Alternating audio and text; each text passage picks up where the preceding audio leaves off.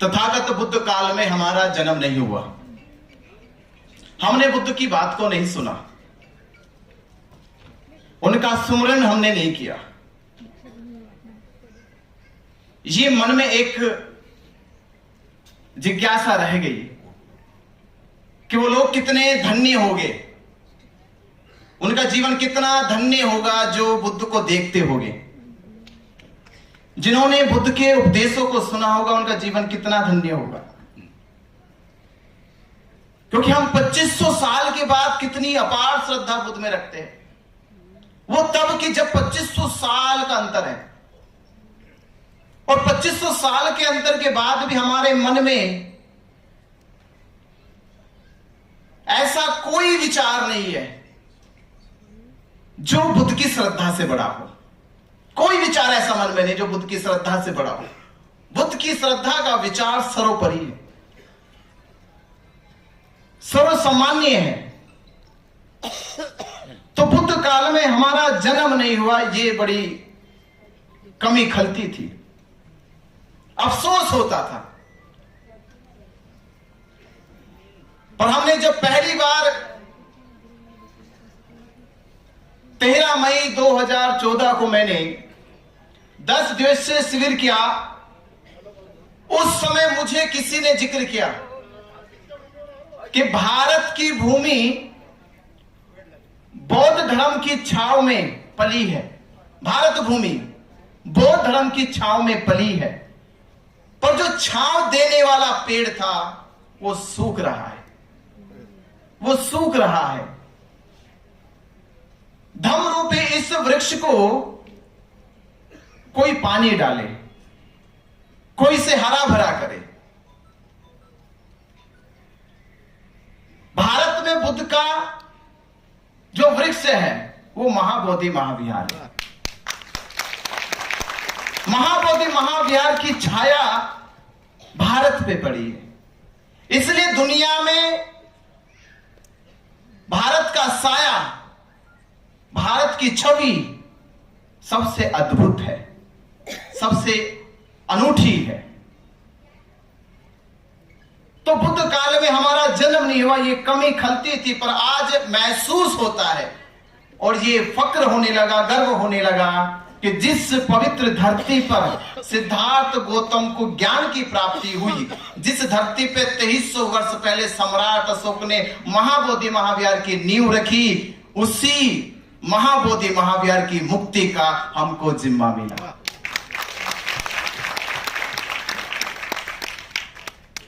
ये बहुत जीवन का धन्य है, पुण्य कर्म है आपका। इससे बड़ा पुण्य कर्म क्या हो सकता है? एक बौद्ध के लिए, भिक्षु संघ के लिए इससे बड़ा पवित्र उद्देश्य जीवन में क्या हो सकता है कि महाबोधि महाविहार मुक्त हो जाए। इससे बड़ा क्या उद्देश्य होगा हमारा?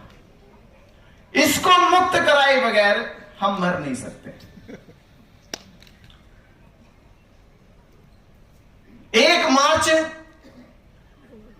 जब मैं महाबोधि महाविहार में गया धरने के समय, मुझे मालूम नहीं कि कितने बौद्ध समाज हमारे हैं कि जो ये सोच के जाते कि मैं बुद्ध विरासत, बुद्ध संस्कृति, बुद्ध धार्मिक स्थल पे जा रहा हूं। मैं अब कहने लगा हूं कि हमारे बौद्ध समाज ने बौद्ध गया गए तो उनके मन में मुझे लगता है ख्याल कभी कभी यही रहता हो कि हम टूरिस्ट बन के जा रहे हैं, टूरिस्ट बन के गए। इसलिए पूज्य भिक्खु डॉक्टर चंद्रकीर्ति जो हमारे श्रावणेर दीक्षा के गुरु हैं, और साथ साथ सभी भिक्खु संघ को सादर वंदना भी करते हुए, और आप जो 134 साल की अटूट विश्वास, श्रद्धा, उम्मीद लेकर बैठे कि महाबोधि महाविहार की मुक्ति तक हम मरेंगे नहीं। मुक्ति से पहले कितने लोग मरना चाहते हो? किसी को जल्दी है? नहीं, बिल्कुल नहीं मरोगे? नहीं, और मरना भी नहीं। जब तक महाबोधि महाविहार मुक्त ना हो जाए तब तक मरना नहीं है, कसम खा लो। क्यों कसम खा ले? तथागत बुद्ध काल में हमारा जन्म नहीं हुआ, हमने बुद्ध की बात को नहीं सुना, उनका सुमरन हमने नहीं किया। ये मन में एक जिज्ञासा रह गई कि वो लोग कितने धन्य होंगे, उनका जीवन कितना धन्य होगा जो बुद्ध को देखते होंगे। जिन्होंने बुद्ध के उपदेशों को सुना होगा उनका जीवन कितना धन्य होगा। क्योंकि हम 2500 साल के बाद कितनी अपार श्रद्धा बुद्ध में रखते हैं, वो तब कि जब 2500 साल का अंतर है, और 2500 साल के अंतर के बाद भी हमारे मन में ऐसा कोई विचार नहीं है जो बुद्ध की श्रद्धा से बड़ा हो। कोई विचार ऐसा मन में नहीं जो बुद्ध की श्रद्धा से बड़ा हो। बुद्ध की श्रद्धा का विचार सर्वोपरि है, सर्वसामान्य है। तो बुद्ध काल में हमारा जन्म नहीं हुआ, ये बड़ी कमी खलती थी, अफसोस होता था। पर हमने जब पहली बार 13 मई 2014 को मैंने 10 दिवसीय शिविर किया, उस समय मुझे किसी ने जिक्र किया कि भारत की भूमि बौद्ध धर्म की छांव में पली है। भारत भूमि बौद्ध धर्म की छांव में पली है, पर जो छांव देने वाला पेड़ था वो सूख रहा है, वो सूख रहा है। धम्म रूपी इस वृक्ष को कोई पानी डाले, कोई इसे हरा भरा करे।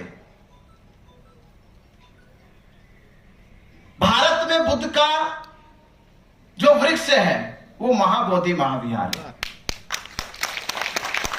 महाबोधि महाविहार की छाया भारत पे पड़ी है, इसलिए दुनिया में भारत का साया, भारत की छवि सबसे अद्भुत है, सबसे अनूठी है। तो बुद्ध काल में हमारा जन्म नहीं हुआ, ये कमी खलती थी, पर आज महसूस होता है और ये फक्र होने लगा, गर्व होने लगा कि जिस पवित्र धरती पर सिद्धार्थ गौतम को ज्ञान की प्राप्ति हुई, जिस धरती पे 2300 वर्ष पहले सम्राट अशोक ने महाबोधि महाविहार की नींव रखी, उसी महाबोधि महाविहार की मुक्ति का हमको जिम्मा मिला।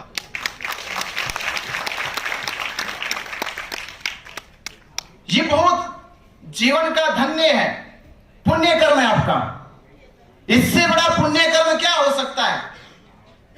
एक बौद्ध के लिए, भिक्षु संघ के लिए इससे बड़ा पवित्र उद्देश्य जीवन में क्या हो सकता है कि महाबोधि महाविहार मुक्त हो जाए। इससे बड़ा क्या उद्देश्य होगा हमारा? इसको मुक्त कराए बगैर हम मर नहीं सकते। 1 मार्च जब मैं महाबोधि महाविहार में गया धरने के समय, मुझे मालूम नहीं कि कितने बौद्ध समाज हमारे हैं कि जो ये सोच के जाते कि मैं बुद्ध विरासत, बुद्ध संस्कृति, बुद्ध धार्मिक स्थल पे जा रहा हूं। मैं अब कहने लगा हूं कि हमारे बौद्ध समाज ने बौद्ध गया गए तो उनके मन में मुझे लगता है ख्याल कभी कभी यही रहता हो कि हम टूरिस्ट बन के जा रहे हैं। टूरिस्ट बन के गए, इसलिए